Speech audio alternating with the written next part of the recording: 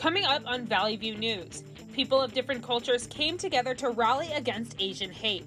Plus, the nation is facing a blood shortage. And beach volleyball gained popularity due to social distancing. Hello and welcome to Valley View News. I'm Savannah Birchfield. And I'm Lisette Ceja in the Digital Media Center. Former Minneapolis police officer Derek Chauvin was convicted on all charges for the death of George Floyd. He faces up to 40 years in prison for second-degree murder, third-degree murder, and second-degree manslaughter. Hundreds gathered outside the courtroom celebrating the jury's decision. President Joe Biden says the verdict is a step towards racial justice. Nothing can ever bring their brother, their father back. But this can be a giant step forward in the march toward justice in America.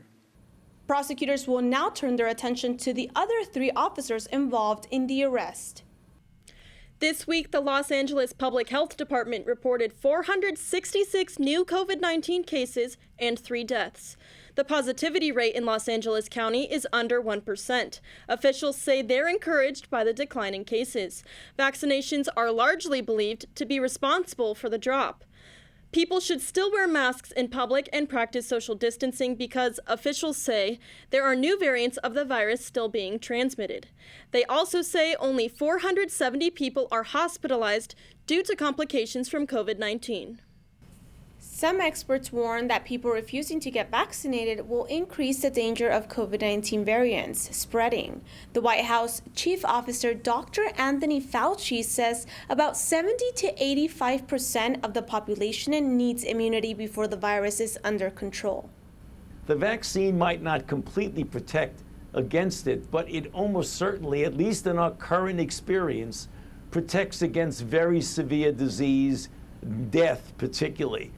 A Quinnipiac University poll shows that 36% of adults over age 35 don't plan to get vaccinated.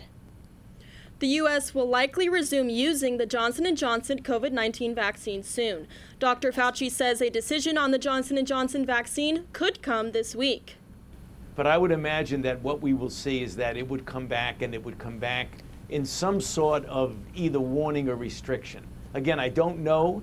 I don't want to be ahead of them, but I keep getting asked that. I do think we will get it back in some manner or form. But what I'm sure, I hope, that we don't see anything extended beyond Friday. Use of the J&J vaccine was suspended after evidence indicated it could cause blood clots. Only 6 cases of blood clots were reported out of the 7 million J&J shots that were given. All 6 cases were women between the ages of 18 and 48. 1 person died. LAUSD schools are uniformly reopening.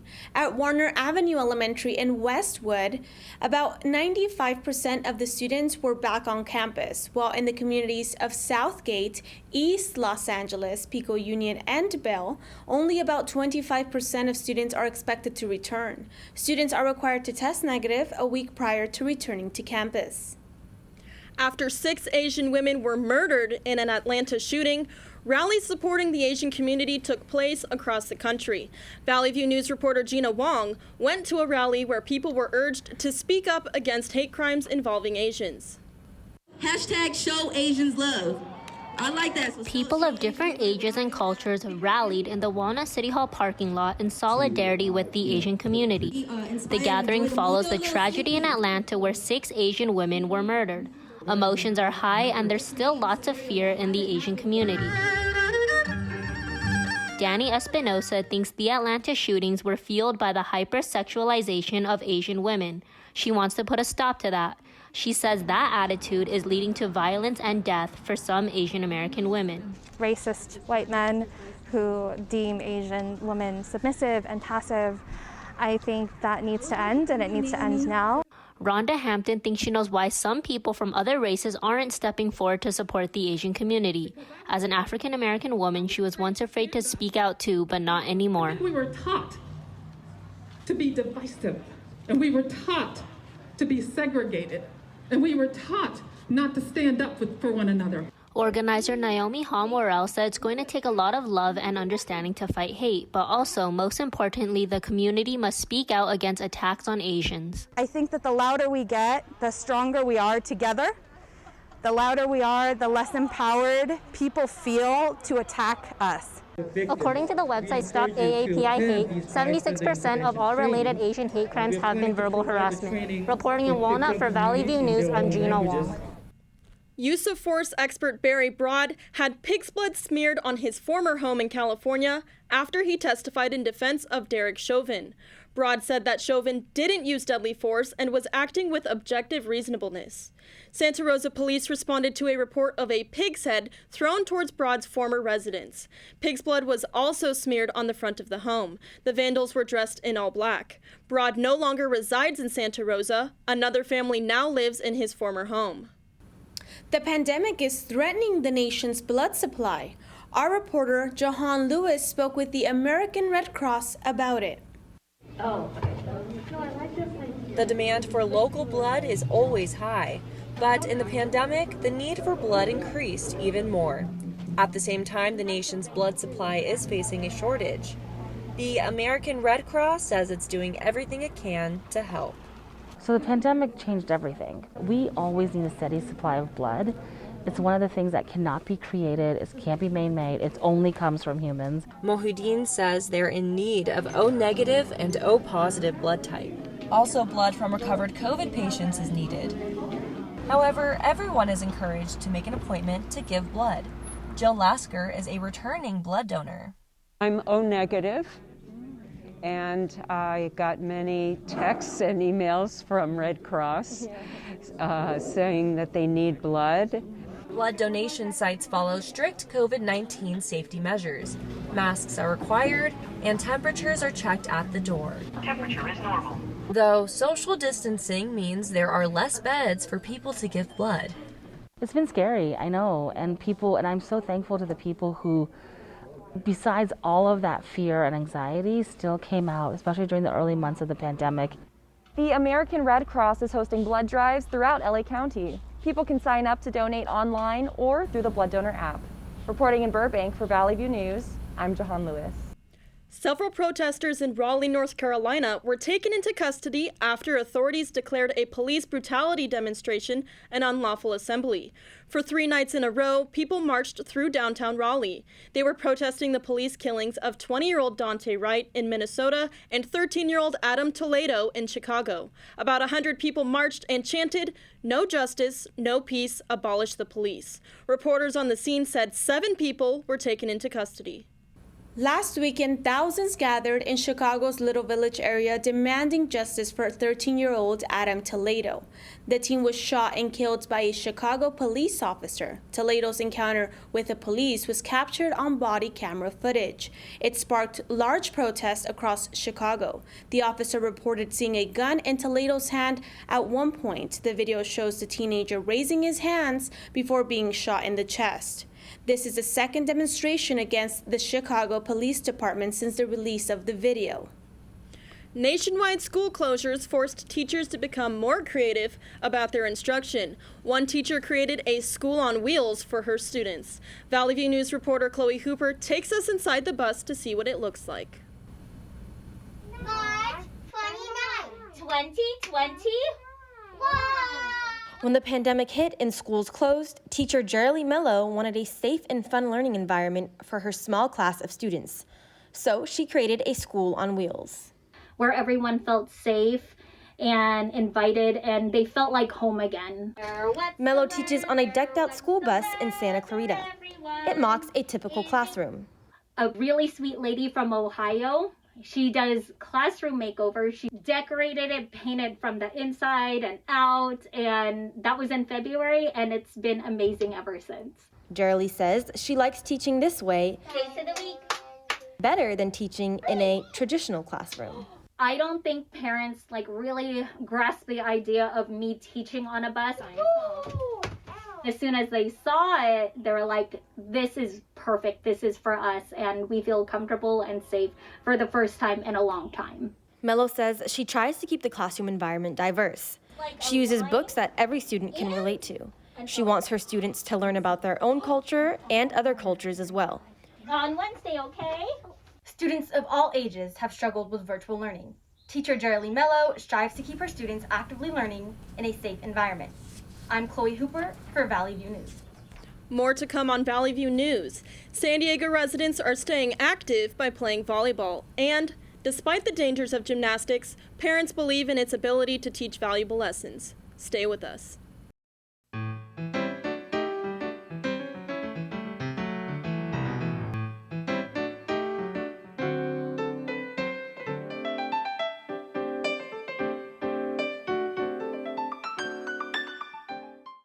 Hello, and welcome to On Point.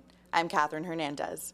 It's never been easier to invest in stocks. In the past year alone, CNBC reports the number of so-called retail investors on Wall Street has doubled. Without a traditional stockbroker, small-time investors can buy and sell stocks right from their phones. CNBC reports the stock trading app Robinhood has been especially popular. In fact, Robinhood investors recently ignited a scandal on Wall Street. A massive group from Robinhood came together to invest in the retailer GameStop after former Chewy CEO Ryan Cohen launched a campaign to reinvent the company. The viral campaign sent GameStop's shares up 80%, allowing investors, especially newbies, to make a lot of money, and driving hedge funds who had bet against GameStop close to bankruptcy. Amid the trading frenzy, Robinhood froze trading of GameStop stocks. The GameStop drama raises a lot of questions about the role of apps like Robinhood and Acorn, and how the ease of buying and selling stocks may have changed financial markets forever. On Point's Dailyn Simmons has more. Thank you, Catherine, and joining me today is Daniel Burdick and Stratton Wilhelm, who are both investors. So I want to say to you guys, thank you so much for joining. And my first question for you both is, what got you interested in trading? So with the Robinhoods starting the trend, it really gives small-time investors an opportunity to build some wealth. So I was real interested. I studied finance in school, learned a little about that. So I got into it, started playing around with it, and then really saw some opportunities to actually over time gain some wealth. So I'd give it a shot, and so far so good. So. Okay. And what about you? Yeah, a little background on me is I'm a professional poker player, so like high risk opportunities just kind of appeals to me by nature. I had never done any investing before like the market crashed last March, because I just didn't like the thought of like jumping into something when it was already at a high point. But once everything went down, I just thought that was a good opportunity to get in then. And I had with no poker or anything going like that where I really needed my money liquid, I was able to just like flood all my money into the stock market at that point, which was almost just like the perfect storm. So before we jump into any more questions, I want to introduce another voice, another perspective on this, which is Christopher Howard, and financial advisor on, the topic of trading stocks. The way that I trade, or the brokerage that I use right now, is TD Ameritrade. But there are quite a few good brokerage apps. It's kind of a stylistic thing. It depends on each person's style. The website that I would recommend for people that are new and that are interested in finding a brokerage is NerdWallet. They have a really good write-up on kind of like the top 7 or 8 brokerages, and they give you the pros and cons and the different aspects that each can provide you. What's your thoughts on his take on how to get into trading? I'm actually not too sure what the NerdWallet is. I think I've heard the name. I think he did mention, most, like we've been saying, most of the apps are pretty similar. It just depends on your style. Like, for example, I kind of like E-Trade because they have these, I like doing technical analysis with stocks. So they have some good charts. They have some good, I use the moving averages and the strength indicators and the momentum. So that's my personal app, and that's why I like those. Does E-Trade charge commission, Daniel? No, they used to. I think Robinhood basically made everybody stop charging commission. So. Like I said, I didn't put too much like studying into which app to really download and start off of. It was more just the quickest and easiest, cheapest one to get in and start training on. But I've had like financial advisors try to get a hold of me to, start advising me. But I mean, I don't want to put it in like an egotistical way, but I've done well doing it myself. So I'd like to keep doing it myself, but I would not advise other people to go that way. That's just me personally. And also, too, do you think that for trading stocks, do you think that you have to have a certain personality or certain traits within your personality to be able to trade? I just think by nature, I'm wired to be able to handle really big swings, like not take the highs too high and get really like down on myself when stocks are going down. So by having like a past like track record like that, I was able to just handle the swings really good. I don't think everyone's cut out for it. But I wouldn't like discourage anyone from getting into it and trying it. Do you have any thoughts on that too?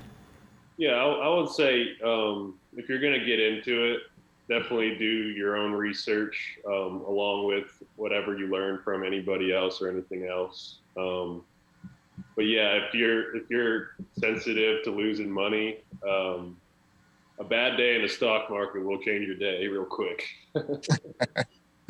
Yeah. So we are out of time, but I want to say again, thank you so much for Stratton and Daniel joining us and giving us, their insights on trading and everything. And yes, thank you guys so much for joining. You're welcome. Hello and welcome to On Point. I'm Mary Peronian. Many high school students dream of being the first in their families to earn a degree from a college or a university, like here at Cal State Northridge. But according to the Post-Secondary National Policy Institute, first-generation students are less likely to complete their college degree in 6 years than their peers whose parents went to college. As a first gen, definitely I was alone. Like I was lonely, because like, okay, college accepted. Okay, the journey is open, you know what I mean? But now I have to think about how I'm gonna start going from point A to point B, which is the graduation, and then in between point A and point B, they have a lot of different struggles and obstacles that are waiting for me, and which is undiscovered adventures are ahead of waiting for me, right? And then one of the things was networking, how you mentioned, right? Because first of all, I don't have any other friends or family member who graduated or who had some education in Cali. Today, we're going to examine the stresses many first-generation students deal with, financially and socially. On Point's Diane Zermenio has more. Thank you, Mary. Here with me today, I have a panel of first-generation students here to share their testimonies with us. First up, I have Professor Melanie Shaw, who is part of the CSUN Africana Studies Department. I have Cynthia Savala, who is a Fresno State student as well, and Brian Abarca, who is a student at Los Angeles City College. Thank you so much, all of you, for coming in today. And I would like to start by asking Brian, when did you make the decision to pursue higher education? Honestly, it was very last moment. I think it's funny because I feel like a lot of people come from a background where college was advertised to them. I think if it wasn't in school, I don't think I was ever really advertised the idea of going to college or pursuing higher education. I think it was something very spontaneous that didn't really occur to me until my senior year of high school, where I started applying to colleges. And I thought, well, I mean, it doesn't hurt, right? Melanie, what expectations did your family have for your future when you were growing up? The expectations that my family had on me was that I was going to go to college. I feel like it resonates with a lot of first generation students that I have year in and year out, where our family, they raise us, letting us know that there's elementary school, there's middle school, there's high school, and there's college. College, going to a four-year university, that's not an option. It's a part of the whole educational system being raised in my household. So the expectations, even when I was 4, 5, 6, 7 years old, it was instilled in me that I would be going to college because, my family never had the privilege of being raised in this country, being able to be accepted into a 4-year college. So the expectations for me was that I was going to college, and I did. Thank you so much for sharing. Cynthia, was there anything that made your path to college unique when you were growing up? I moved to this country when I was around 6. I'm from El Salvador. And my parents, like Melanie said, it's always been instilled in my family that college is just another pathway of school. It's just another step. It's not really an option of, hey, you can do this or that. You have to go to college. And I think part of the difficulty was just like when you come into a country and you don't speak the language and you don't have any family support, it's just growing, because here I feel like sometimes there was always friends who are like, oh, I'm not going to college. I'm not doing this. I'm going to go, study abroad, or I'm going to take a year absence and go travel. And I think for me, it was part of just understanding that, growing into the fact that even though college was an expectation, I had to accept that I actually wanted to do it. It wasn't just forced on me by like my family's expectations. So we spoke with another first generation student about their mental health struggles, and we want to show you that clip. I was having a lot of mental breakdown because at some point I was very so angry because I seen a lot of my friends, the people that I know of, been succeeding, the things that have been doing it, and they're always sharing their, all these accomplishments on their media. But I'm like, where am I? Am I going the right path? Am I on the right journey? Because I never, my family never really asked me how I'm doing. I mean, they do. They're like, oh, did you eat? I'm like, yeah, I'd eat. I was like, okay, did you have a good sleep? I was like, yeah, good sleep. And then when I'm about to open it up, my struggles, the life that I've been going through as a college student, they're always like, oh, I'm busy, I'll talk to you later, period, bye. And then I never really had a chance to open that part with them a lot, because I know they're having a hard time too. I know they have a lot of responsibility to take care of it. And then I don't want to be a part of that person, just lean on, or just become quote, quote, annoying person, in my own mentality. So I've been bottling it up all the time. And then some point I'll just be angry. I was like, I wish I was born from a wealthy family. I wish I was not in here. I wish I just could just done here. I wish I could just give up. I wish I just could stop everything. So I was having a really, really, really depressing moment. And then I was so mad at why I'm a first gen, even though my uncle and my aunt graduated from from college, and they're succeeding in their life, but why they're not helping me, all these stuff, that negative ideas that just kept getting in my head, and it was really hard time for it. But definitely now I know how to handle my stress in a different ways. All right, so in that clip, he discusses feelings of anger, not really having a place to go. I want to know, what is your reactions, and do you feel something similar to some things that he discussed? And Cynthia, I'll start with you. I can definitely understand where he's coming from. I think for me, it was a lot of different feelings. It was a lot of, anger in myself. It was a lot of, just feeling like I can't, talk to my parents because they already have so much stuff that they're going through and they already struggle in their own way. And then also it's my friends, we're all struggling in different ways. My best friend, she's providing for herself and going through college and working. So I know she has her own struggles, and it's I didn't want to put any of my worries or any of my fears onto other people. But at the same time, it was not working out for me to just keep it all in and, push my feelings down because they weren't going away. Thank you, Cynthia. Melanie?